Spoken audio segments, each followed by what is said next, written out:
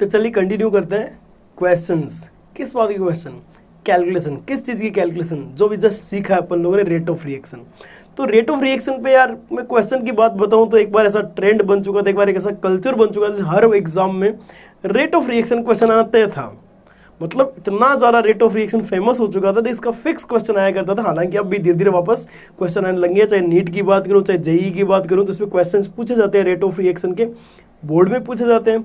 तो rate of reaction के question कैसे करने होते हैं उसकी चर्चा करते हैं। तो मेरी हेडिंग क्या है? Calculation of rate of reaction. Heading क्या है? Calculation of rate of reaction. Calculation of rate of reaction कैसे कैलकुलेट करें? तो मैंने आपको फॉर्मूला बताया, याद है? रेट ऑफ रिएक्शन का फॉर्मूला क्या बताया था? पिछले लेक्चर में सिखाया था फॉर्मूला। याद करो याद करो याद करो याद करो, क्या था? Change in concentration. Change in concentration of reactant और प्रोडक्ट डिवाइड बाय टाइम, ये टाइम टेकन। लेकिन यहाँ प्लस माइनस भी था, यहाँ स्टैक्योमेट्रिक कोफिशिएंट भी था, इसका क्या लॉजिक था सब बताया जाएगा। देखो सबसे पहले आपको ये फॉर्मूला लिखना, मतलब फॉर्मूला पता होना चाहिए। अब मैं एक छोटा सा एग्जांपल देता हूँ, उस एग्जांपल की हेल्प से आपको समझाता हूँ किस तरह से जस्टिफाई करते हैं अपन rate of reaction. For example एक रिएक्शन ए से बी, ठीक है, t बराबर 0 पर अपन एवरेज के हिसाब से ही काम करेंगे। t बराबर 0 पर चर्चा करना चाहूँ तो t बराबर 0 पर इसकी कंसेंट्रेशन 10 मोलर रही होगी। t बराबर 5 सेकंड पर इसकी कंसेंट्रेशन 2 मोलर रह जाती है।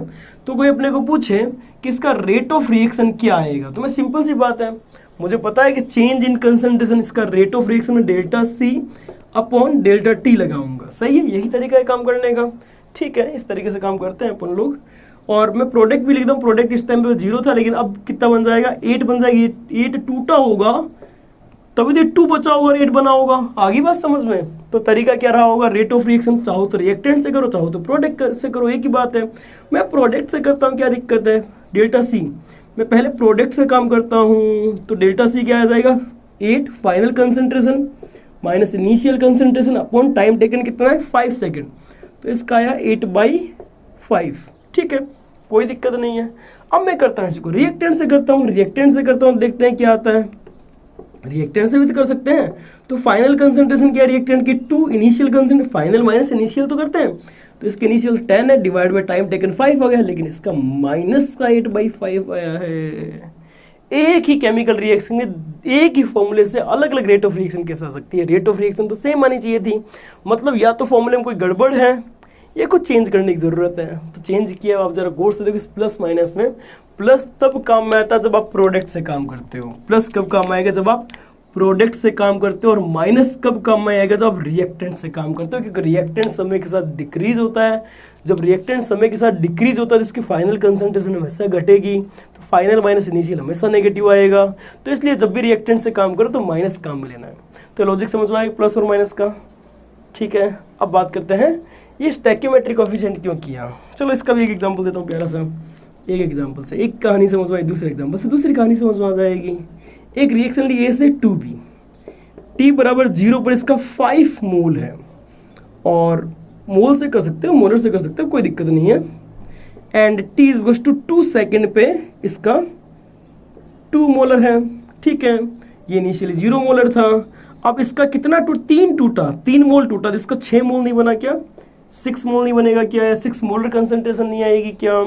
क्योंकि इसका 3 टूटा तो इसका 2 टाइम्स बनेगा, 6 बन जाएगा। ठीक है, अब मैं वापस आर ओ आर के लिए काम करता हूँ। Rate of reaction delta C upon delta T से काम करता हूँ। अब जब आर ओ आर में कैलकुलेट कर रहा हूँ तो पहले रिएक्टेंट से कैलकुलेट करता हूँ। और रिएक्टेंट मुझे पता है कि माइनस लगाना, इसलिए पहले रिएक्टेंट से काम करता हूँ। रिएक्टेंट जब मैंने काम किया तो जो रेट ऑफ रिएक्शन आई वो कितनी आई? फाइनल माइनस इनिशियल, माइनस पहले से लगा हुआ है, 2 - 5 डिवाइड बाई टाइम कितना लगा? 2 लगा, तो इससे आ जाएगा 3/2। माइनस तो है वो प्लस में कन्वर्ट हो चुका है, तो प्लस का 1.5 मोलर पर सेकेंड। ठीक है, आ गया। अब मैं प्रोडक्ट से भी काम कर ले सकता हूँ। प्रोडक्ट से जब मैंने काम किया तो वो फाइनल कंसंट्रेशन इसकी 6 है, इनिशियल 0 था, डिवाइड बाई क्या कर रहा हूँ? Time taken 2। तो इससे आ गया प्लस का 3 मोलर पर सेकंड। अरे भाई ये कैसे हो गया? रिएक्टेंट से किया तो 1.5 आया, प्रोडक्ट से किया तो 6 आ गया, सॉरी 3 आ गया। डबल कैसे आएगा प्रोडक्ट से? पर आया एग्जैक्ट डबल है भाई। तो रिएक्टेंट वाला सही है, प्रोडक्ट वाला सही है। लेकिन मैंने याद करो कुछ लिखाया था, स्टैक्योमेट्रिक कोएफिशिएंट जब 1 था, कोई दिक्कत नहीं, सेम आ गया। ठीक है, रिएक्टेंट से काम किया माइनस लगाया, प्रोडक्ट से काम किया तो प्लस लगाया। तो दिक्कत यहाँ ही क्योंकि इसका स्टैक्योमेट्रिक कोएफिशिएंट 2 टाइम है। अब सोचो ना यार, यदि आप बी की हेल्प लोगे तो यदि इसका 1 मोल टूटता है, इसका 2 मोल नहीं बनता क्या? तो बी अपना पे रेट ऑफ रिएक्शन अपने हिसाब से क्या लेके चल रहा है? 2 टाइम्स नहीं लेके चल रहा है क्या? तो बी के हिसाब से यदि आपको काम करना है तो डिवाइड बाई 2 नहीं लगाना पड़ेगा क्या? स्टैक्योमेट्रिक कोएफिशिएंट यहाँ तो 1 आ गया, लेकिन यहाँ पे स्टैक्योमेट्रिक कोएफिशिएंट 2 है, वो मैंने लगाना पड़ेगा। Divide by 2 1.5। अब सेम आ गया 1.5 मोलर पर सेकंड, दोनों से आ चुका है। तो अपने को कहानी समझ में आ गई कि साहब ऐसा क्यों कर रहे हैं। तो ये लॉजिक समझ में आया किस तरह से काम किया होगा। तो किसी भी एग्जाम्पल में ये दोनों तो चीज़ लगती है, प्लस माइनस, और दूसरा स्टैक्योमेट्रिक क्यों लगता है, समझ में आ गया। अब दूसरा आप चाहो तो आप किसी से भी निकालो, सेम आएगा।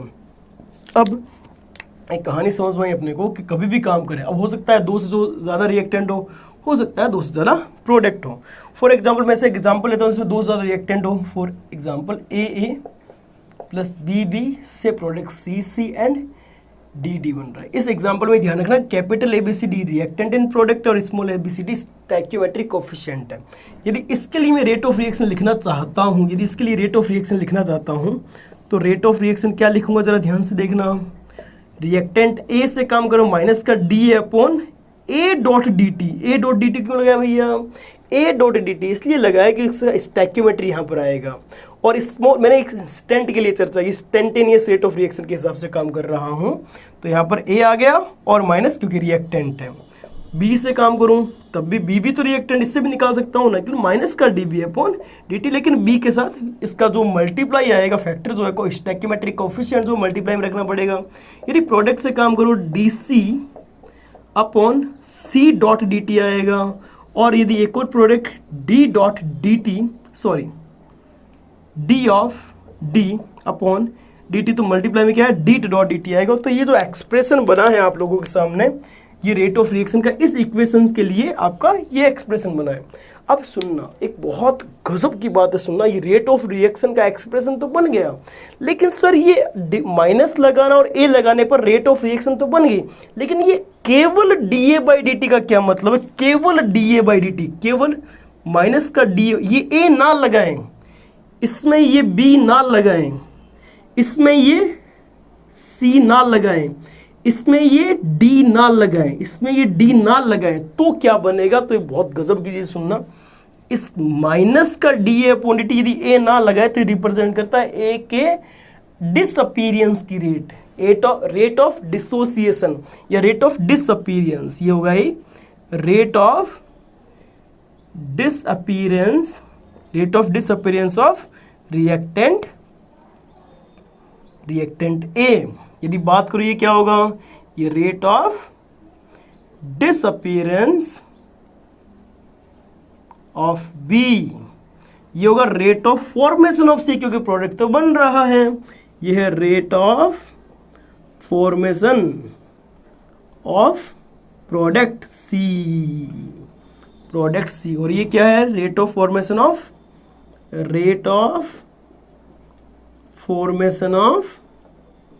Product D. तो इस तरह से बहुत बारी क्वेश्चन में आपको क्या दे रखा होगा? रेट ऑफ डिसअपीयरेंस ऑफ ए, मतलब इसकी वैल्यू दे रखी है, और आपको पूछेगा कि रेट ऑफ रिएक्शन, तो आप क्या करोगे? ए का डिवाइड लगाओगे, इसके स्टैक्योमेट्रिक कोएफिशिएंट का डिवाइड लगाओगे तो रेट ऑफ रिएक्शन आ जाएगी। आप सुनना, बहुत बारी क्या ज्यादातर क्वेश्चन में ये चीजें इस तरह से दे रखी होगी, इस तरह से लैंग्वेज फॉर्मेट में दे रखी होती है, और बच्चा समझता नहीं है दे क्या रखा है। तो जो लैंग्वेज फॉर्मेट है ना, इसको इसमें कन्वर्ट करना, इसमें कन्वर्ट करना, वैल्यू साफ दिखेगी, जस्टिफाई कर पाओगे कैसे आंसर आ रहा है। फॉर एग्जाम्पल, ये तुम्हारे सामने है जैसे पढ़ा है, मैं एक एग्जाम्पल लेके देखता हूँ, उससे कैसे पता चलता है अपने को कि ये जो वैल्यूज गिवन है सामने वाला किस तरह से देता है। सिंपल सा एक एग्जाम्पल करके देखते हैं, ठीक है? एक प्यारा सा एग्जाम्पल करके देखते हैं अपन लोग। और तुम्हें जब भी इस टाइप का क्वेश्चन करना है, सबसे पहले आर ओ आर के एक्सप्रेशन बनाओ, सबसे बेस्ट तरीका क्वेश्चन करने का।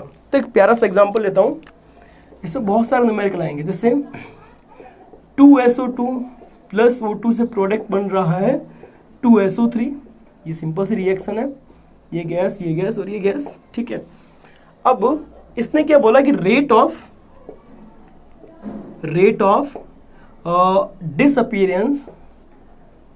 डिसअपीयरेंस ऑफ O2 या SO2 ले लो, जो भी देना चाहे सामने वाला, SO2 ले लो। SO2 is rate of disappearance of SO2 is 2 molar पर second.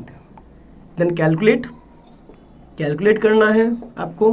First rate of reaction ROR, second rate of formation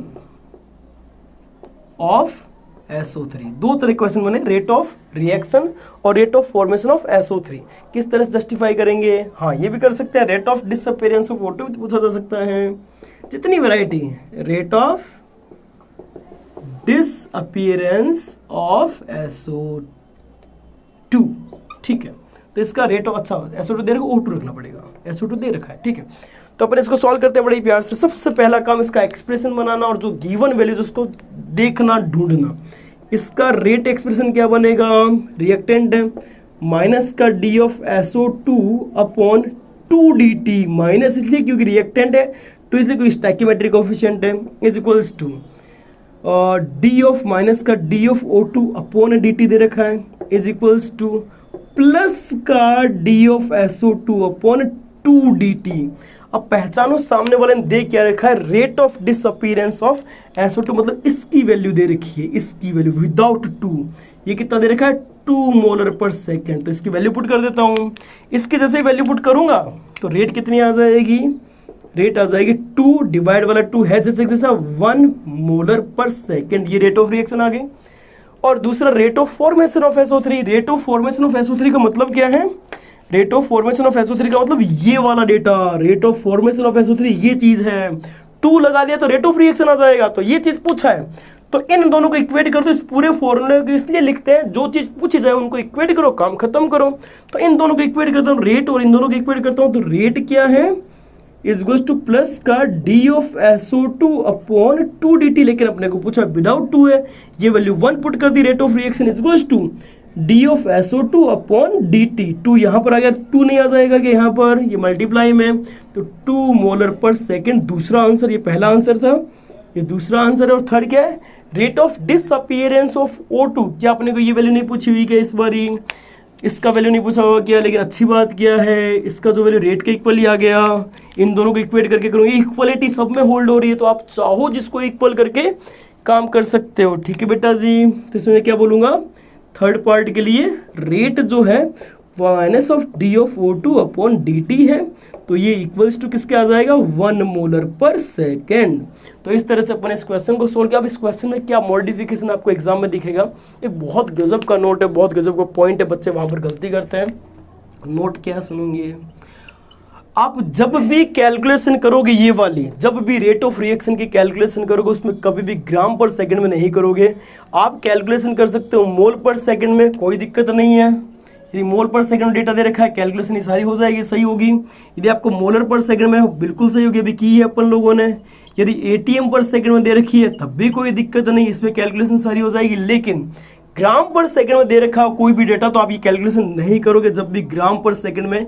इसलिए नहीं करते हैं ग्राम पर सेकंड क्वेश्चन, इसलिए गलत हो जाते हैं क्योंकि रिएक्शन हमेशा मोल्स में करवाई जाती है, मोलर में करवाई जाती है, ATM में भी करवाई जाती है, लेकिन ग्राम्स में नहीं करते रिएक्टेंट रिएक्ट।